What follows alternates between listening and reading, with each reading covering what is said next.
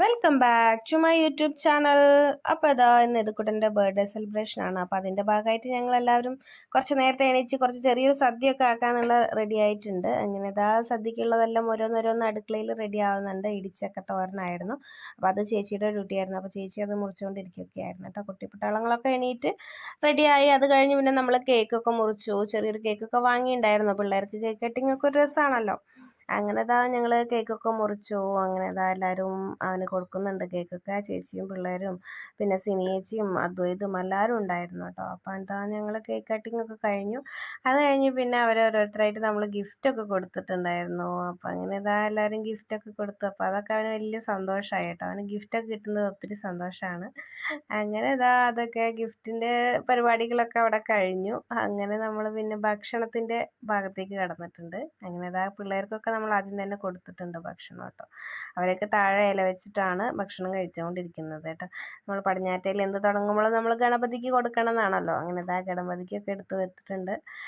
അങ്ങനെ ഇതാ പിന്നെ ഭക്ഷണം സദ്യ ചെറിയൊരു സദ്യയൊക്കെയാണ്, അത്യാവശ്യം എല്ലാ കറികളും ഉള്ള ചെറിയ സദ്യ അത്രയേ ഉള്ളൂ. പിന്നെ അവരൊക്കെ കഴിച്ചു കഴിഞ്ഞു, നമ്മളും ഭക്ഷണമൊക്കെ കഴിച്ചു നാലാളും. അങ്ങനെ ഭക്ഷണമൊക്കെ കഴിച്ചിട്ട് നമ്മൾക്ക് ഉച്ചയ്ക്ക് ശേഷം പറശ്ശിനിക്കടവ് പോകാനുള്ള പ്ലാനൊക്കെ ഉണ്ടായിരുന്നു.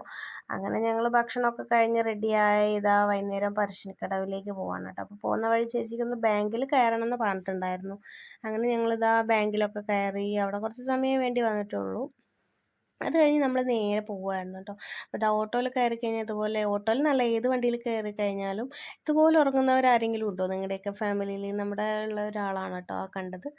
അങ്ങനെ ഞങ്ങളിതാ വിസ്മയ പാർക്കൊക്കെ കഴിഞ്ഞു നേരെ പറശ്ശിനിക്കടവ് എത്തിയിട്ടുണ്ട് കേട്ടോ. ഞങ്ങളവിടെ എത്തുമ്പോഴത്തേക്ക് അത്യാവശ്യം തിരക്കൊക്കെ കാണുന്നുണ്ട്. പാർക്കിംഗ് ഒക്കെ ഫുള്ളായിരുന്നു. പിന്നെ ഞങ്ങൾ പോകുമ്പോഴത്തേക്ക് നല്ല തിരക്കൊക്കെ ഉണ്ടെന്ന് മനസ്സിലായി. കാരണം വെക്കേഷൻ ആണല്ലോ. പിന്നെ പൊതുവേ അവധി ദിവസങ്ങളല്ലേ ഇപ്പോൾ, പെസഹ, വ്യാഴം, ദുഃഖവെള്ളി എന്നൊക്കെ പറഞ്ഞിട്ട് കുറേ അവധി ഉണ്ടല്ലോ.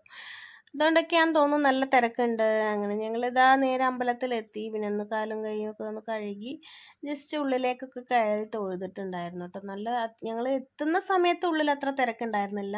പിന്നെ 6:45 ആവും മുത്തപ്പൻ പുറപ്പെടാമെന്ന് പറഞ്ഞു.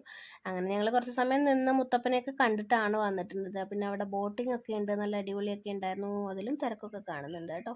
അതൊക്കെ കഴിഞ്ഞ് നമ്മൾ നേരെ വീട്ടിലേക്ക് മടങ്ങിയിട്ടുണ്ടായിരുന്നു. അപ്പോൾ ഇന്നത്തെ വീഡിയോ ഇത്രയേ ഉള്ളൂ. പുതിയൊരു വീഡിയോ ആയിട്ട് വീണ്ടും